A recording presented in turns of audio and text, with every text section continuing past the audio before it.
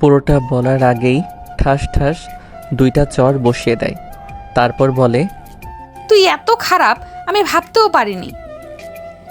আমাকে ঘুমের মধ্যে পেয়ে তুই, ছি, আমার ভাবতেও ঘৃণা লাগে। তোকে আমি আস্তে আস্তে বিশ্বাস করতে লাগলাম, কিন্তু তুই এত খারাপ আমি জীবনও ভাবতে পারিনি। যা, বেরিয়ে যা এখান থেকে। প্লিজ আমার কথাটা শোনো। তুই যাবি নাকি আবার চর খাবি? আমি আর কিছু না বলে নাস্তার প্লেটটা রেখে চলে আসতে যাব, এমন সময় দেখি দরজার সামনে নীলা দাঁড়িয়ে আছে।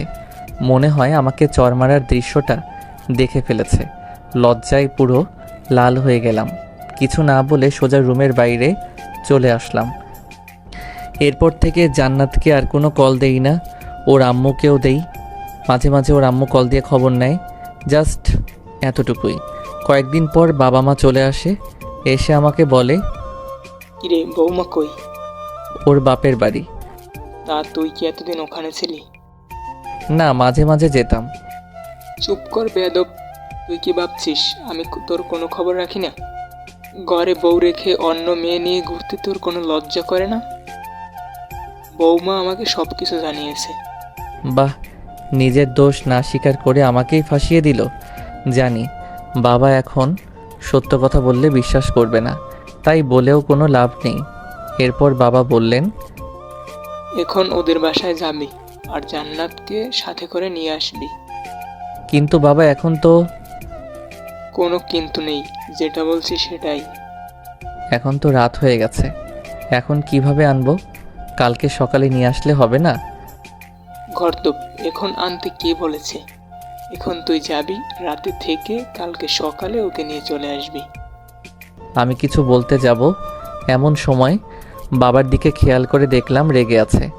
আমি আর কিছু না বলে রেডি হয়ে ওদের বাসার উদ্দেশ্যে রওনা দিলাম। রাত প্রায় 9:30। আমি জান্নাতদের বাসার সামনে দাঁড়িয়ে আছি। কলিং বেল দেওয়ার সাথে সাথে দেখলাম জান্নাতের মা এসে দরজা খুলে দিল। জান্নাতও বসে আছে, বাট আমি কিছু বলছি না দেখে সেও বলছে না। খাওয়া দাওয়া শেষ করে রুমে গেলাম, গিয়ে একটা চেয়ারের উপর বসে আছি। একটু পর জান্নাত এসে দরজা লাগিয়ে দিল। আমাকে বলল, সরি। সরি কেন? সেদিন রাতের ঘটনার জন্য। আমি ভাবছি তুই আমার সাথে। থাক, বলতে হবে না, আমার কপালে ওগুলোই ছিল। তুই ঘুমা, সকালে তাড়াতাড়ি যেতে হবে। তুই কোথায় ঘুমাবি? আমাকে নিয়ে তোর চিন্তা করতে হবে না, তুই ঘুমা। খাটে ঘুমা, আমি নিচে ঘুমাবো। কেন? তোর চর খাওয়ার জন্য নাকি তোর কাছে অপমানিত হওয়ার জন্য? সে আর কিছু না বলে ঘুমিয়ে পড়ল। আমিও একটা বালিশ নিয়ে নিচে শুয়ে পড়লাম। সকালবেলা ঘুম থেকে ছাদে গেলাম। জান্নাতও আমার পেছনে পেছনে গেল। দেখে মনে হচ্ছে কিছু একটা বলবে, বাট বলতে পারছে না। এরপর আমি বললাম, কিছু বলবি? তুই কি সত্যিই আমাকে ভালোবাসিস? পাগল নাকি, তোরে কেন আমি ভালোবাসবো? মিথ্যা বললাম, দেখিও কি রিয়্যাক্ট করে। তাহলে এতদিন যে বললি তুই আমাকে ভালোবাসিস? মিথ্যা বলেছি, তোর সাথে থাকার বা কথা বলার কোনো ইচ্ছাই আমার নেই। তাহলে আমাকে নিতে আসলি কেন? আব্বু আম্মু বলেছে তাই, না হলে জীবনেও আসতাম না। বাহ, ভালো তো, নতুন কাউকে পেয়ে গেছিস, এখন তো আমার দরকার নেই। তোর দরকার কখনো ছিল না, থাকবেও না। আদিবার সাথে আমি খুব ভালোই আছি। রাগানোর জন্য বললাম। জান্নাত আর কিছু না বলে চোখ মুখ লাল করে কান্না করতে করতে নিচে চলে যাই। মনে মনে বন্ধু আইমানকে ধন্যবাদ দিতে লাগলাম, ওর বুদ্ধিটা কাজে লেগেছে। এইরকম জানলে আরও আগে থেকে ইগনোর করতাম। যাই হোক, একটু পর আমিও নিচে গেলাম, গিয়ে দেখি জান্নাত চুপ করে বসে আছে। আমি বললাম, রেডি হয়ে নে, বাসায় যেতে হবে। আমি যাব না, তুই যা। তোর ন্যাকামি দেখার টাইম নাই আমার। আদিবা বসে আছে, তাড়াতাড়ি রেডি হয়ে নে। বললাম তো আমি যাব না। ওকে, একটু পর নিজেই যাবি? তুই এখান থেকে যা, তোকে যেন না দেখি। চলে তো যাবই, এখানে তো থাকতে আসিনি। তুই আর 1 সেকেন্ড এখানে থাকতে পারবি না, এক্ষুনি বের হয়ে যা। আমি আর কিছু না বলে নাস্তা না করে ওর বাবা মা কাউকে না জানিয়ে সোজা অফিসে চলে গেলাম। বাসায় গেলে বাবা চিল্লাচিল্লি করবে। কাজ করতেছি, এমন সময় আদিবা আসলো। হ্যালো স্যার, আসতে পারি? আরে আদিবা, আসো বসো। Thanks sir. স্যার বলছিলাম কি, আগামী সপ্তাহে আমি একটু বাড়ি যাব, আমার চাচাতো ভাইয়ের বিয়ে। আরে ধুর, এটা কোনো ব্যাপার না। এমন সময় বাবা কল দিল। আদিবা উঠে চলে গেল। এই কই তুই? আমি তো অফিসে। তোকে না বলছি বৌমাকে নিয়ে বাসায় আসতে? ও আসবে না বলেছে, সেজন্যই তো আমি অফিসে চলে আসছি। চুপ কর বেয়াদব। ও আসবে না বলছে না, তুই নিয়ে আসনি? মানে আমি কেন নিয়ে আসবো না? চুপ কর হারামজাদা।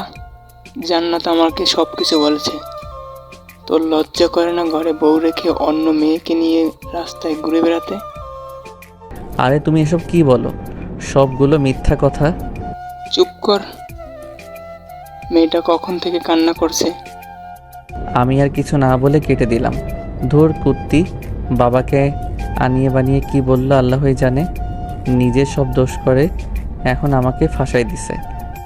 বিকেলবেলা আয়মান কল দিল। কি রে দোস্ত, কি অবস্থা? মামা কি বুদ্ধি দিলি, জান্নাত তো ফেসে গেছে। আরে কি বলিস? আচ্ছা শোন, সন্ধ্যার সময় তুই আর জান্নাত কফি শপে আসিস, কথা আছে। ধুর, আমি জান্নাতকে নিয়ে আসতে পারবো না, তোরা বল আসতে। আচ্ছা ঠিক আছে, বলবো। আচ্ছা ঠিক আছে। এরপর বাসায় গেলাম, দেখলাম জান্নাত রেডি হয়ে বসে আছে। আমাকে দেখে বলল, আয়মান কিছু বলেছে? না কিছু বলেনি। কেন? কফি শপে যাওয়ার জন্য বলেছে, তোকেও যেতে বলেছে। তো যা, আমাকে বলছিস কেন? একসাথে যাওয়ার জন্য বলেছে, তুই না গেলে আমিও যাব না। আমি যাব না, তুই যা। মনে মনে তো আমার লাড্ডু ফুটতেছে। আহা কি যে আনন্দ, বলে বোঝাতে পারবো না। যাই হোক, বেশি মুড নিতে গেলে আবার দেখা যাবে যে একসাথে যাওয়াই হবে না। একটু পর আমি আর জান্নাত বের হয়ে গেলাম। একটা রিক্সা নিলাম। এই প্রথম বিয়ের পর একসাথে রিক্সা নিয়ে ঘুরতেছি। যখন ওর সাথে ফ্রেন্ড হিসেবে ঘুরতাম রিক্সায়, কি মজাটাই না হতো। সব কিছু মনে পড়তে লাগলো। আমি রিক্সার একপাশে সরে বসে আছি। জান্নাত বারবার আমার দিকে তাকাচ্ছে। একটু পর কফি শপে গেলাম, দেখলাম আয়মান, রিপন আর ফারিয়া বসে আছে। জান্নাত গিয়ে ফারিয়াকে জড়িয়ে ধরল। এদিকে আয়মান আমাকে ইশারা দিতেছে, বলতেছে কাজ হচ্ছে। এমন সময় রিপন বলল, দোস্ত শোন, তোরা থাক, আমাদের একটু কাজ আছে, যেতে হবে। সে কি, মাত্রই তো আসলাম, কফিটা খেয়ে যা। না রে, অনেক কাজ, সময় কম। এ কথা বলে ফারিয়া আর রিপন চলে গেল। আয়মানও কেমন জানি ছটফট করতেছে। আমি বললাম, কি রে, তোর আবার কি হয়েছে? তোদের সবার কাজ আছে, আগে বলতি। তোরা না বললি একসাথে কফি খাবি? এ কথা বলে আয়মানও চলে গেল। আমি আর জান্নাত বসে আছি। একটু পর কফি আসলো, দুজনেই খেলাম। দুজনের নীরবতা ভেঙে জান্নাত বলল, একটা কথা বলতাম। বল। অনেক দিন কোথাও ঘুরি না, চল পার্কে একটু ঘুরে আসি। আমিও কেন জানি ওর এই আবদারটা না রেখে পারলাম না। অনেকক্ষণ দুজন একসাথে হাঁটলাম, ভালো লাগলো। রাত প্রায় 8টা। বাসায় গেলাম, দেখলাম বাসায় কেউ নেই, কিন্তু দরজা খোলা। বাবা মা দুজনকে ডাক দিলাম, কারো কোনো সাড়া শব্দ নেই। জান্নাত তো ভয়ে কাঁপতেছে। একটু পর নীরবতা ভেঙে শুরু হলো আমাদের দুজনের মুখের উপরই স্প্রে মারা। আর সবাই একসাথে বলতে লাগলো, হ্যাপি বার্থডে জান্নাত, হ্যাপি বার্থডে টু ইউ। বাবা মা, রিপন, আয়মান আর ফারিয়া সবাই একসাথে। দেখে তো আমরা পুরাই অবাক। আমি নিজেও ভুলে গেছি আজকে জান্নাতের জন্মদিন, কিন্তু বন্ধুগুলোর মনে আছে। সেজন্য তারা কফি শপ থেকে তাড়াতাড়ি চলে আসছে। তারপর বড় একটা কেক কাটা হলো। জান্নাত সবার প্রথমে আমাকেই খাইয়ে দিয়েছে, আমিও খাইয়ে দিয়েছি। এক এক করে সবাই সবাইকে খাইয়ে দিয়েছে। এমন সময় জান্নাত বলল, এতগুলো আয়োজন কে করেছে? সবাই একসাথে আমাকে দেখিয়ে দিল। আমি তো পুরাই টাসকি খেয়ে গেলাম। আমি নিজেই কিছু জানি না, আর ওরা বলছে আমি করছি। সেদিন সবাই একসাথে খাওয়া দাওয়া করে নিলাম, ওদের বাসায় যেতে দেইনি। আমি, রিপন, আয়মান একসাথে ঘুমাইছি, ফারিয়া আর জান্নাত একসাথে ঘুমাইছে। পরে যে যার মতো চলে গেল। আমিও অফিসে চলে গেলাম। দুপুরবেলা আদিবা আমার রুমে চলে আসলো। আসতে পারি স্যার? আসো বসো। স্যার একটা কথা বলতাম। অবশ্যই বলো। স্যার আমার আসলে একজনের সাথে রিলেশন আছে। বাবা খুব বিয়ের জন্য চাপ দিচ্ছিল, তাই আমি বাবাকে ফাহাদের আদিবার বয়ফ্রেন্ডের কথা বলেছি। বাবা বলেছে ওকে নিয়ে বাবার সাথে দেখা করার জন্য। তাই আজকে বিকেলে যদি একটু ছুটি দিতেন তাহলে খুব উপকার হতো। আর এটা কোনো কথা, তুমি আমাকে আগে বলবে না? ওকে যাও, দিলাম। ধন্যবাদ স্যার। আদিবা, একটু কষ্ট করতে পারবে? জি স্যার, বলুন। তোমার পাশের আলমারিটার উপর একটা হলুদ রঙের ফাইল আছে, যদি একটু কষ্ট করে দিতে উপকার হতো। এতে কষ্টের কি আছে? এ কথা বলে আদিবা উঠে ফাইলটা নিতে গেল। আলমারি উঁচু হওয়ার কারণেই সে একটু উপরের দিকে উঠে পায়ের আঙুলের উপর ভর করে ফাইলটা নিতে যাবে, এমন সময় পা স্লিপ করে উল্টে যেতে লাগলো। আমি তাড়াতাড়ি উঠে ওকে ধরে ফেললাম। আর এমন সময় জান্নাত এসে উপস্থিত। আমাদের একসাথে দেখেই চিৎকার দিয়ে উঠল। দেখলাম হাতে একটা টিফিন বাটি, মনে হয় দুপুরের খাবার নিয়ে আসছে। ধুর শালার, কেন যে আদিবাকে ফাইলটার কথা বললাম। যদি না বলতাম তাহলে জান্নাত হয়তো কিছু দেখতো না। আমি আদিবাকে ছেড়ে দিলাম। জান্নাত রাগে চোখ মুখ লাল করে আমাকে বলল, ছি, তুই এত খারাপ! প্লিজ তুই শান্ত হ, আমার কথা শোন। কি শুনবো? নিজের চোখে তো সব কিছু দেখলাম। প্লিজ তুই আমার কথাটা শোন। চুপ কর, তোর মতো ফালতুর সাথে আমি কোনো কথাই বলবো না। ভেবেছিলাম তুই সত্যিই আমাকে ভালোবাসিস, আমিও আস্তে আস্তে তোকে ভালোবেসে ফেললাম, কিন্তু তুই অন্য মেয়ের সাথে। ছি, আমার ভাবতেই খারাপ লাগছে। আমি কিছু বলতে যাব এমন সময় আদিবা বলল, ম্যাম শোনেন, আপনার ধারণা ভুল। তুমি চুপ করো, লজ্জা করে না অন্যের স্বামীর সাথে এইসব করতে? যত সব ফালতু। ম্যাম আপনি আমাকে যা ইচ্ছে বলতে পারেন, কিন্তু স্যারকে কিছু বলবেন না। স্যারের কোনো দোষ নেই। চুপ করো তুমি, সেদিন তো শপিং করতেও দেখেছি তোমাদের, আবার বড় বড় কথা বলছো, লজ্জা করে না? ম্যাম সেদিন রাতে আমি আপনাকে অনেকবার কল করেছি, আপনি আমার কলটা পিক করেননি। ম্যাম আসলে সেদিন স্যারকে আমি জোর করেই শপিংয়ে নিয়ে গেছি। আমার এখানে তেমন কেউ নেই, স্যারকে আমি ভাই ডেকেছি। একটা কাজিনের বিয়ে ছিল, প্রায় 6 মাস পর বাড়ি যাচ্ছি, তাই বাবা মায়ের জন্য কিছু কিনতে গিয়েছিলাম। আর আপনি আমাদের সেখানে দেখে ফেলেন। আমার একজনের সাথে রিলেশন আছে, বাবা বলছে তার সাথে তাকে পরিচয় করিয়ে দেওয়ার জন্য, তাই স্যারের কাছে এসেছি ছুটি দেওয়ার জন্য। স্যার আমাকে ছুটি দিয়েছেন। আমি চলে যাওয়ার সময় স্যার আমাকে ফাইলটা দিতে বললেন। আমি ফাইলটা দেওয়ার সময় পড়ে যাচ্ছিলাম, স্যার আমাকে ধরে ফেললেন। আদিবা এই কথাগুলো জান্নাতকে বলে চলে গেল। দেখলাম জান্নাতের চোখে পানি চলে আসছে। আমি এতক্ষণ কিছুই বললাম না, চুপচাপ দাঁড়িয়ে দুজনের কথা শুনছিলাম। আদিবার কথাগুলো অনেক ভালো লাগলো, মনে মনে কয়েকবার ধন্যবাদ জানালাম। একটু পর জান্নাত আমার দিকে তাকালো, চোখ মুখ লাল হয়ে আছে। তারপর আমাকে বলল, নিজেকে চালাক মনে করছিস তাই না? তুই কি ভাবছিস আমি কিছুই জানি না? কি জানিস তুই?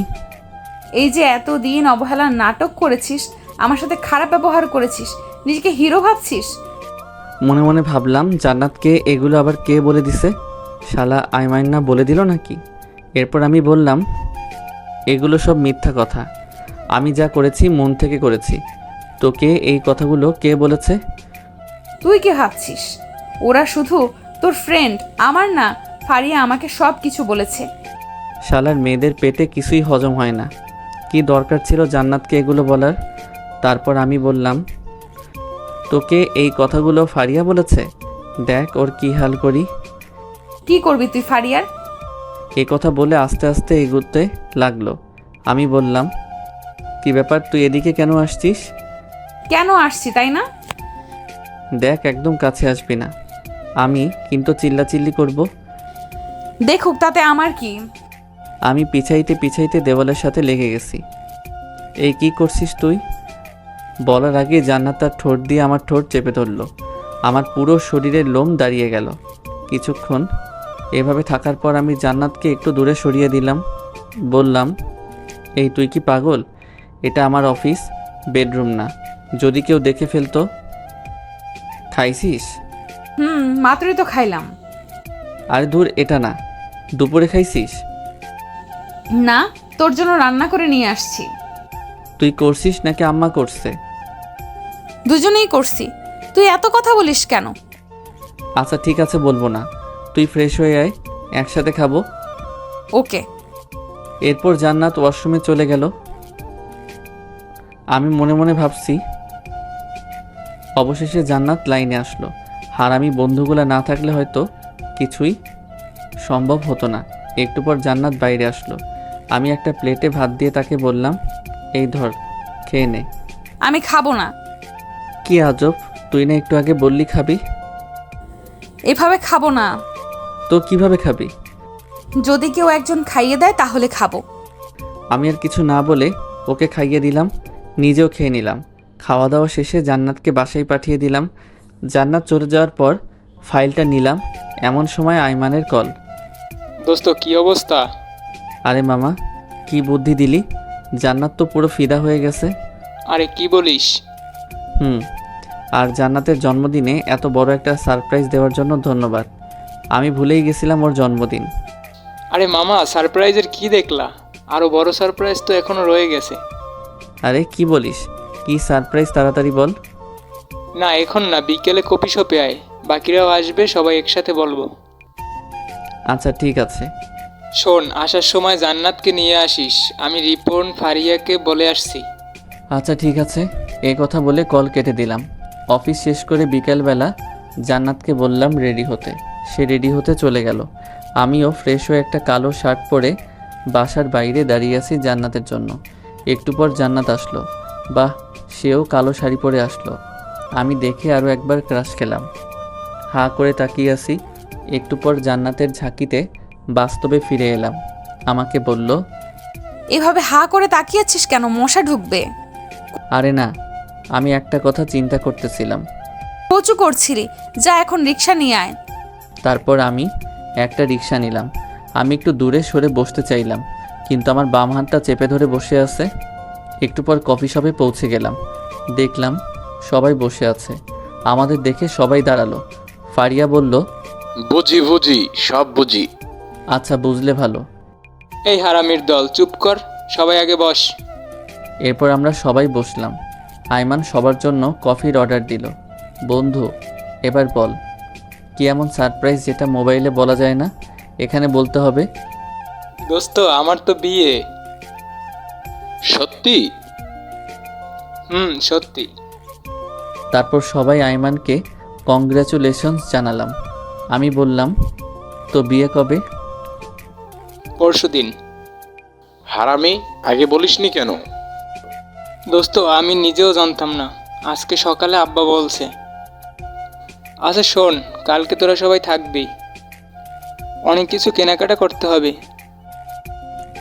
আমি পারবো না, তোরা সবাই আসিস। না পারলে তুই বিয়েতে আসিস না। ওরে ভাই, কাঁদিস কেন? আচ্ছা ঠিক আছে, আসবো। আমার কথা শুনে সবাই হাসাহাসি করতে লাগলো। তারপর অনেকক্ষণ আড্ডা দিয়ে কথাবার্তা বলে বাসায় চলে আসলাম। আমি ফ্রেশ হয়ে বাবার সাথে কথা বলতেছি। জান্নাত তখন ফ্রেশ হচ্ছিল। অনেকক্ষণ কথাবার্তা বলে রুমে গেলাম। রুমে গিয়ে দেখলাম জান্নাত। বাবার সাথে অনেকক্ষণ কথা বলে রুমে গেলাম। দেখি জান্নাত সোফায় বসে আছে। খাটে ঘুমা, আমার কোনো সমস্যা হবে না। দরকার নেই, তুই ঘুমা। এই কথা বলে আমি সোফায় ঘুমিয়ে পড়লাম। জান্নাত মন খারাপ করে বিছানায় ঘুমিয়ে পড়ল। পরের দিন জান্নাতের ডাকে ঘুম ভাঙল। উঠে ফ্রেশ হয়ে নাস্তা করলাম। রুমে যাওয়ার পর আইমান কল দিল। হ্যালো দোস্ত, কই তোরা? তাড়াতাড়ি আয়, আমরা সবাই ওয়েট করতেছি। দোস্ত, আমি না আসলে হয় না, জান্নাতকে পাঠিয়ে দিব। ওকে, তুই আমার বিয়েতেও আসিস না। আচ্ছা রাগ করিস না, আসছি। এরপর জান্নাতকে বললাম রেডি হতে। দুজনে রেডি হয়ে মার্কেটের উদ্দেশ্যে রওনা দিলাম। একটু পর মার্কেটে চলে আসলাম। কে হারামি, এত দেরি কেন? আরে বলিস না, জান্নাত আটা ময়দা মাখতে দেরি করে ফেলেছে। রাগানোর জন্য বললাম। এই, তোদের ঝগড়া বন্ধ কর তো, দেরি হয়ে যাচ্ছে। ওকে চল, কেনাকাটা শুরু করি। শুরুতে একটা স্বর্ণের দোকানে গেলাম। জান্নাত আর ফারিয়া দুজনে আইমানের বউয়ের জন্য গয়না পছন্দ করতেছে। অনেক ঘাটাঘাটির পর অনেকগুলো স্বর্ণের জিনিস নিল। জান্নাত একটা নেকলেস নিয়ে বারবার নিজের গলায় জড়িয়ে দেখতে লাগলো। আমি খেয়াল করে দেখেছি, মনে হয় ওর পছন্দ হয়েছে, কিন্তু কিছু বলছে না। আমার দিকে বারবার তাকাচ্ছে। আমি দেখেও না দেখার ভান করে রিপনের সাথে কথা বলতেছি। একটু পর শাড়ির দোকানে গেলাম, সবার জন্য শাড়ি কিনলো। আইমানের মা, বোন, খালা আরও অনেকের জন্য কেনা হলো। জান্নাত একটা নীল শাড়ি নিজের গায়ে জড়িয়ে আমাকে বলল, এই আবির, বল। শাড়িটা খুব সুন্দর তাই না? আমাকে ভালো মানিয়েছে। তো এখন কি করব? না, এমনিই বললাম। বাহ কুত্তি, সব কিছুই ঠিক করে নিয়েছে। দাম দেওয়ার জন্যই আমাকে এই কথাগুলো বলেছে। আর জান্নাতকে শাড়িটাই আসলেই অনেক সুন্দর মানিয়েছে। আমি দোকানদারকে বললাম শাড়িটা আলাদা একটা প্যাকেট করে দিতে। জান্নাতের মুখে এক রাজ্যের হাসি দেখলাম। কিছু না বলে তাড়াতাড়ি ব্যাগটা নিয়ে বসে আছে। আরও অনেক কিছু কেনাকাটা করার পর সবাই বাসার উদ্দেশ্যে রওনা দিলাম। আমরা রিপন আর আইমানের কাছ থেকে বিদায় নিয়ে একটা রিক্সা নিলাম। একটু পথ যাওয়ার পর রিক্সাওয়ালাকে বললাম, মামা একটু দাঁড়ান। এই, তোর আবার কি হলো? তুই বসে থাক, আমি একটু আসছি। এ কথা বলে আমি আবার মার্কেটে গেলাম।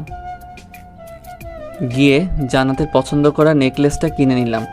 দাম বেশি হওয়ায় ক্যাশ টাকা দিতে পারিনি। ওর বিকাশ নম্বর নিয়ে একটা কলিগকে বলে টাকা পাঠিয়ে দিলাম। একটু পর রিকশায় আসলাম। কিরে, কোথায় গিয়েছিলি? সেটা তো না জানলেও চলবে। এই মামা চলেন। বাসার সামনে এসে আমি জান্নাতকে উপরে পাঠিয়ে দিলাম। রিক্সা ভাড়া দিয়ে আমিও উপরে গেলাম। দেখলাম জান্নাত রুমে নেই, মনে হয় ওয়াশরুমে গেছে। আমি নেকলেসটা ওর ড্রয়ারে রেখে দিয়েছি। জান্নাত ওয়াশরুম থেকে বের হলো, খুব হাসি খুশি লাগছে। তারপর নিচে গিয়ে খাওয়া দাওয়া করে আগের দিনের মতো সোফায় শুয়ে পড়লাম। জান্নাত কিছু বলতে গিয়েও বলেনি। পরের দিন আইমানের বিয়ে। সকাল থেকে শুধু কল দিচ্ছে। আমি ঘুম থেকে উঠে দেখি জান্নাত মায়ের সাথে রান্নাঘরে কাজ করছে। কিছু না বলে ফ্রেশ হতে চলে গেলাম। একটু পর নাস্তা করে রেডি হয়ে জান্নাতকে বললাম তাড়াতাড়ি রেডি হতে, আমরা বিয়েতে যাব, আরও অনেক কাজ আছে। জান্নাত হ্যাঁ সূচক ইশারা দিয়ে রেডি হতে চলে গেল। আমি বাইরে গিয়ে দাঁড়িয়ে আছি। একটু পর জান্নাত রেডি হয়ে আসলো। আমি তো দেখে আবার ক্রাশ খাইলাম। কালকে সেই শাড়িটা পরেছে, আবার গলায় নেকলেসটাও পরেছে, পায়ে হাই হিল, হালকা লিপস্টিক। ইস, মাথা নষ্ট করে দিচ্ছে। আমি হাঁ করে তাকিয়ে আছি। একটু পর বুঝলাম কেউ একজন আমাকে ধাক্কা দিচ্ছে। কিরে, অমন হা করে কি দেখছিস? মনে হয় আগে কোনোদিন আমাকে দেখিসনি। দেখেছি, তবে আজকে একটু অন্যরকম লাগছে। জান্নাত লজ্জায় লাল হয়ে যায়, দেখতে আরও বেশি কিউট লাগছে। তারপর একটা রিক্সা নিয়ে রওনা দিলাম। জান্নাত আমার বাম হাতটা চেপে রেখেছে। একটু পর বলল, ধন্যবাদ। হঠাৎ ধন্যবাদ? এই যে আমার পছন্দের নেকলেসটা নিলি তাই। এখানে ধন্যবাদ দেওয়ার কিছু নাই। তুই কি কালকে দোকানে আমাকে খেয়াল করেছিস? একটু একটু। কথা বলতে বলতে আমরা আবার মার্কেটে যাই। বিয়ের জন্য একটা গিফট নিলাম। এরপর আইমানদের বাসায় চলে গেলাম। সারাদিন খাওয়া দাওয়া আর মেহমান নিয়ে বিজি ছিলাম সবাই। সন্ধ্যার পর আইমান এসে আমাকে বলল, দোস্ত একটা কাজ করতে হবে। কি কাজ? দোস্ত তুই আর জান্নাত আমার বাসর ঘরটা সাজিয়ে দে। কিন্তু কোনো কিন্তু নেই, প্লিজ দোষ না করিস না। রিপনকে বাবার সাথে বাজারে পাঠিয়েছি আর ফারিয়া মিলির সাথে আছে। আচ্ছা ঠিক আছে। ওখানে ফুল আর সাথে সব জিনিস আছে। বাবা থাকলে বাবাই তোকে বলতো। আমার তো একটু লজ্জা লাগছে, তাই কাউকে বলতেছি না। হইছে, আর লজ্জা পেতে হবে না, যা আমি দেখতেছি। এরপর জান্নাতকে খুঁজতে লাগলাম। দেখলাম নতুন বউয়ের সাথে সেলফি তুলছে। সারাদিনে কয়েক হাজার সেলফি তুলেছে, তাও মন ভরেনি। আমি ইশারা দিয়ে ডেকে নিলাম। তারপর এসে বলে, বল, কেন ডেকেছিস? আরে বাসরঘর সাজাতে হবে, এখানে নাকি কেউ পারে না। আরে কি বলিস, এখনো সাজাইনি? সাজালে কি তোকে ডাকতাম? আচ্ছা ঠিক আছে, চল। এরপর জান্নাত আর আমি বাসরঘর সাজাতে লাগলাম। সাজানো প্রায় শেষ। এই সময় জান্নাত বলে, জানিস, বাসর ঘর নিয়ে আমার অনেক স্বপ্ন ছিল। তাই নাকি? জানিস আমি কি কি কল্পনা করেছিলাম বাসর রাত নিয়ে? কি কি? আমার জামাই আসবে, আমি লজ্জায় ঘুমটা দিয়ে রাখবো, সে ঘুমটা সরাবে, তারপর তার পা ছুঁয়ে সালাম করব, তারপর সে আমাকে গান শোনাবে, আমি তাকে শোনাবো, কিছুক্ষণ নাচবো, তারপর দুজনে ছাদে গিয়ে চাঁদ দেখবো, সে আমাকে দোলনায় দোলাবে, হঠাৎ করে বৃষ্টি শুরু হবে। তুই পাগল নাকি? চাঁদ উঠলে আবার বৃষ্টি হয় নাকি? তুই চুপ থাক। তারপর আমরা দুজনে অনেক সময় হাত ধরে ভিজবো, তারপর আবার রুমে চলে আসবো, আমি তার বুকে মাথা রেখে ঘুমিয়ে পড়বো। আমি জান্নাতের কথাগুলো শুনে একটু অভিমানের ভঙ্গিতে দাঁড়িয়ে দাঁড়িয়ে আয়মানের বাসর ঘরে গোলাপ ফুল ছিটাচ্ছি। আমার এমন মুখ দেখে জান্নাত বলে, কিরে তোর আবার কি হলো? কই কিছু না। মুখটা এমন পেঁচার মতো করে রাখছিস কেন? সবার কপালে কি আর বাসর রাত থাকে? অভাগাদের কপালে তো কিছুই থাকে না। হইছে, আর ঢং করতে হবে না। এই নে, এটা ধর। কি এটাতে? শেরওয়ানি, আমরা এখন বাসায় যাব। কি? আমরাও বাসর ঘর করব। আমি একটা লাল বেনারসি শাড়ি পরবো, তুই 30 মিনিট পর রুমে যাবি। 30 মিনিট কি করবি? এত কথা তোর জানতে হবে না, যেটা বলেছি সেটা কর। আচ্ছা ঠিক আছে, কিন্তু এত কিছু তুই কখন করলি? সারপ্রাইজ কি তুই একাই দিতে পারিস? আমি পারি না? আমি আর ফারিয়া মিলে করে এসেছি। এখন যা, একটা গাড়ি ঠিক কর, বাসায় যাব।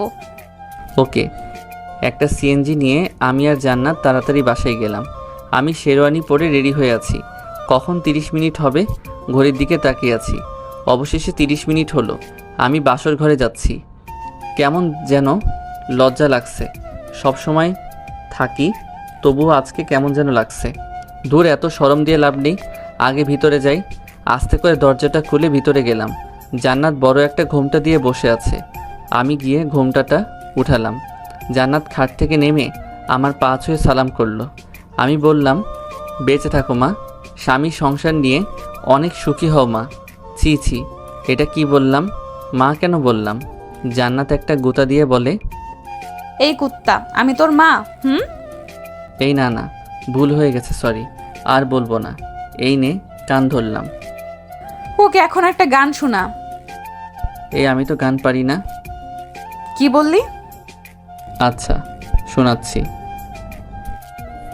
বন্ধু তুই লোকাল বাস, বন্ধু তুই লোকাল বাস। এই হারামি, এটা কি গান? আরে মমতাজ খালামণির গান। রাগ তোর মমতাজ খালা, ভালো গান গা, নইলে ধাক্কা দিয়ে বাহির করে দিব। এরপর আমি শীতল বাতাসে দেখেছি তোমায় এই গানটা শোনালাম। জান্নাতও একটা রবীন্দ্র সঙ্গীত শোনালো। মেয়েটার গলা বেশ ভালো। এরপর বলল, একটু নাচি। ধুর, আমি নাচ পারি না। হালকা নাচ, যেমন তেরি মেরি গানটাতে হালকা নাচি আয়। আমি তো সানি লিওনের আর উর্বাশীর গান ছাড়া নাচতে পারি না। এরপর উড়া ধুরা কিছুক্ষণ নাচ দিলাম। আমি তো হাসতে হাসতে শেষ। জান্নাত বলল, মায়ের খাবি কিন্তু, চল ছাদে যাব। ঠিক আছে চল। এইভাবে না, আমাকে কোলে নিয়ে চল।